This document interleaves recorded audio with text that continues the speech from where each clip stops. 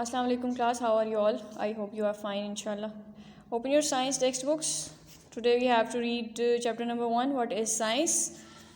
You have to write date and day.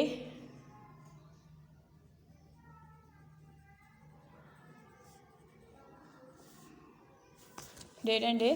Okay, what is science. Objectives क्या हैं इस chapter के, यानी कि जब आप इस चैप्टर को पढ़ेंगे तो आप क्या क्या कुछ सीखेंगे. To define science and explain scientific method of investigation, यानी कि आप लोग साइंस को डिफ़ाइन कर सकेंगे. और साइंटिफिक मेथड ऑफ इन्वेस्टिगेशन होता क्या है, ये मैं भी आप लोगों को आगे बताऊंगी जब हम पढ़ेंगे उनके बारे में, आप लोगों को पता चलेगा. Describe the different types of laboratory operators and there uses. Laboratory में क्या क्या चीज़ें, क्या क्या टूल्स यूज़ होते हैं और उनके क्या क्या यूजेस हैं, यानी कि किस किस चीज़ के लिए वो यूज़ होते हैं, आपको ये पता चलेगा. Describe the different parts of a light microscope and it's working, और आपको ये पता चलेगा कि लाइट माइक्रोस्कोप होता क्या है और वो चलता किस तरह, यानी कि वो वर्क किस तरह करता है. Describe safety rules for a laboratory, यानी कि जब आप लोग लेबॉर्ट्री में काम कर रहे होते हो तो क्या सेफ्टी मेजरमेंट्स आपको करने पड़ते हैं, क्या एहतियात करनी पड़ती है एक लेबॉर्ट्री में काम करने के लिए. ये सारे हिस्से हो गए ऑब्जेक्टिव्स.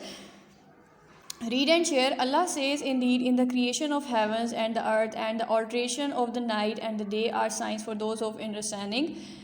मफहूम इस आयत का ये है, ये अल्लाह ताला ने कुरान मजीद में इरशाद फरमाया है कि जो जन्नत और ज़मीन बनाई गई है और दिन और रात का बदलना, ये सब अक्लमंद लोगों के लिए निशानी है. Okay, so let's start. This world is full of wonders and amazing phenomena. ये इस दुनिया में हैरत अंगेज़ फिनोमेना बहुत ज़्यादा हैं. We learn about this phenomena through science. हम इन सारे फिनोमेनास को समझते हैं साइंस के through. Scientific study is not just for scientist. Scientific study सिर्फ साइंटिस्ट के लिए नहीं है, बट फॉर ऑल मैनकाइंड, बल्कि सारी इंसानियत के लिए है. Scientific knowledge helps us in understanding what is going on around us. Science हमें मदद करती है ताकि हमें पता चले कि हमारे इर्द गिर्द माहौल में क्या हो रहा है. It has a great influence on our lives. ये हमारी ज़िंदगी पे बहुत ज़्यादा असर रखती है. It's leads to the development of new technologies. दुनिया में जो जो न्यू टेक्नोलॉजीज़ हो रही हैं वो सारी साइंस की मदद से हो रही हैं. It has improved our standards of living our time. Science ने हमारी ज़िंदगी के जो स्टैंडर्ड्स हैं उनको बदल के रख दिया है. We are living a comfortable life due to scientific discoveries and invention. आज जो हम कंफर्टेबल लाइफ गुजार रहे हैं पहले के लोगों की निस्बत, वो सिर्फ और सिर्फ साइंस की मदद से है. Can you imagine your life without gadgets. क्या आप इन सारी जो आसानियाँ हमें साइंस ने दी, आप उनके बगैर जो है अपनी ज़िंदगी को तसव्वुर कर सकते हैं. ओके क्लास, और next move on to next page which is page number 2. Page number 2 पे है व्हाट इज़ साइंस. साइंस है क्या.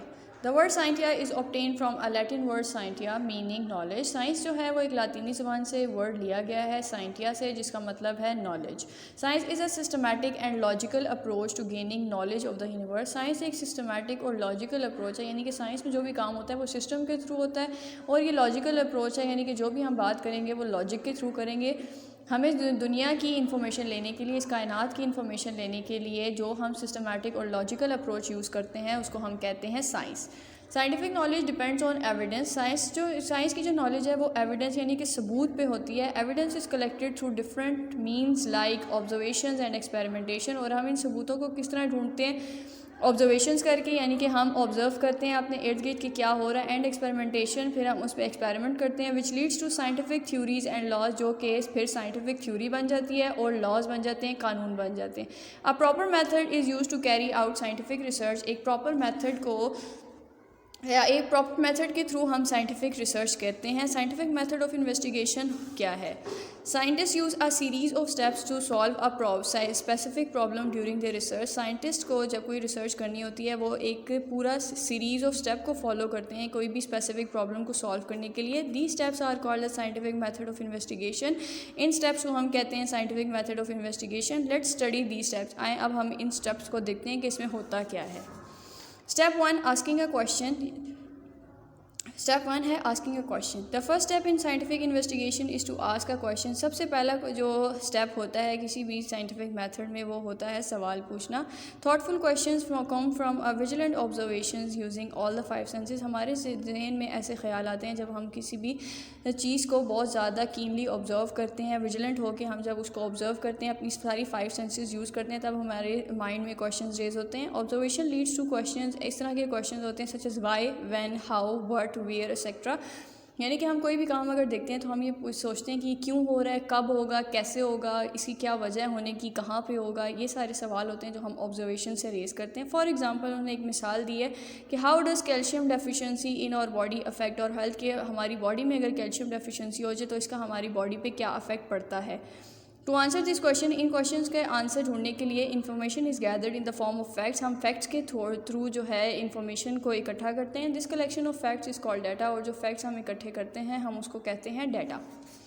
Step 2, forming a hypothesis. अब हमने क्वेश्चन रेज कर लिया, अब हम एक हाइपोथेसिस बनाएंगे। फर्स्ट ऑफ ऑल आपको ये पता होना चाहिए कि हाइपोथेसिस जो है वो एक स्टेटमेंट होती है, जो आप इमेजिनेटिव एक स्टेटमेंट बनाते हो किसी भी चीज़ के बारे में, उसको हाइपोथेसिस कहते हैं।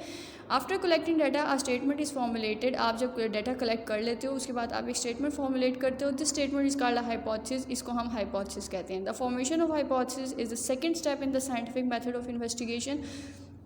हम जो साइंटिफिक मेथड ऑफ इन्वेस्टिगेशन कर रहे हैं ये इसका सेकंड स्टेप होता है। हाइपोथेसिस में भी अ गैस, हाइपोथेसिस एक गैस भी हो सकता है। प्रेडिक्शन ये आपकी एक सोच भी हो सकती है। और क्वेश्चन के बारे में कोई भी आपका ख्याल हो सकता है।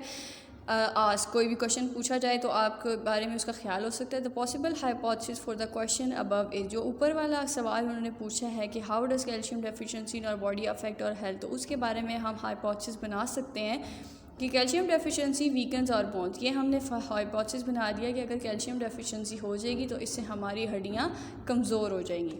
Step 3, testing a hypothesis. The next step in scientific method is to check the hypothesis. जो हमारा थर्ड स्टेप है साइंटिफिक स्टडी में, उसमें हम हाइपोथेसिस को चेक करेंगे कि हमने जो हाइपोथेसिस बनाया है वो करेक्ट है या नहीं है। अ series of experiment is carried out for this purpose. एक सीरीज़ जो है वो एक्सपेरिमेंट की जाती है, बहुत ज़्यादा एक्सपेरिमेंट्स किए जाते हैं इस पर्पज़ के लिए। Sometimes depending on the nature of investigation, कुछ बारे में कुछ दफ़ा ऐसा होता है कि हम जो इन्वेस्टिगेट कर रहे होते हैं, it is not possible to carry out an experiment, तो उसमें ये होता है कि हम पॉसिबल नहीं है कि हम कोई एक्सपेरिमेंट कर सकें।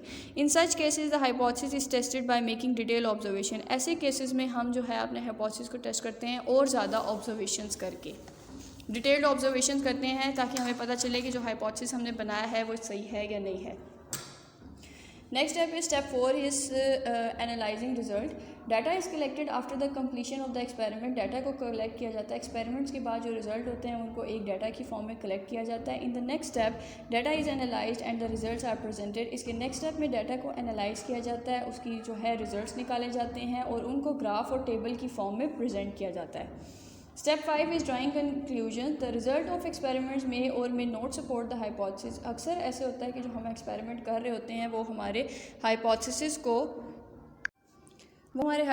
को सपोर्ट नहीं करते जो रिजल्ट्स आते हैं। It means our investigation is on the right step. अगर तो हमारे रिजल्ट को सपोर्ट हाइपोथेसिस कर रहा हो तो इसका मतलब ये है कि हमारी इन्वेस्टिगेशन जो है वो राइट ट्रैक पे, सीधे रास्ते पे हम चल रहे हैं। And we need to perform more experiments to verify our result, यानी कि हमें और एक्सपेरिमेंट करने हैं ताकि हमारा रिजल्ट बिल्कुल वेरीफाई हो जाए, यानी कि हमारे रिजल्ट आ जाए कि हम बिल्कुल सही हाइपोथेसिस बनाया है।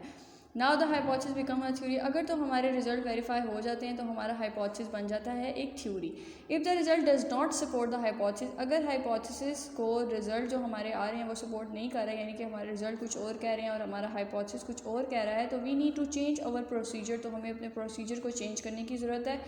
रिजेक्ट द हाइपोथेसिस, हम अपने हाइपोथेसिस को रिजेक्ट कर देंगे। और carry out research on different dimensions, और या तो हम अपना हाइपोथेसिस चेंज करेंगे या फिर हम किसी और डायमेंशन पर रिसर्च करने शुरू हो जाएंगे। Step 6, communicating results. After successful experimentation, जब हम देखते हैं कि हमारे एक्सपेरिमेंट जो हैं वो सक्सेसफुल रहे हैं, the results are shared with everyone in written form, तो ये पूरी दुनिया में रिटन फॉर्म में शेयर कर दिए जाते हैं। Other scientist may carry out the same study और there may arise other questions as well. दूसरे जो साइंटिस्ट हैं सारी दुनिया के, वो इन पे स्टडी करते हैं, इन पे एक्सपेरिमेंट्स करते हैं और मुख्तलिफ़ किस्म के क्वेश्चंस जो हैं वो अराइज होते हैं। If the theory is tested again and again, जब थ्योरी को टेस्ट किया जाता है, बार बार इसको टेस्ट किया जाता है, and the results are the same every time, और जब रिजल्ट सेम आते हैं हर दफ़ा में, it becomes a scientific law, तो हमारे जो थ्योरी है वो एक साइंटिफिक लॉ बन जाता है जो कि पूरी दुनिया में सेम होता है, कभी भी चेंज नहीं हो सकता। उसके बाद इन लोगों ने ये एक फ्लो चार्ट में ये सारे स्टेप्स को एक्सप्लेन किया है। First step is asking a question, second step is forming a hypothesis, third is testing a hypothesis, फिर है analysing results, drawing conclusions and communicating results.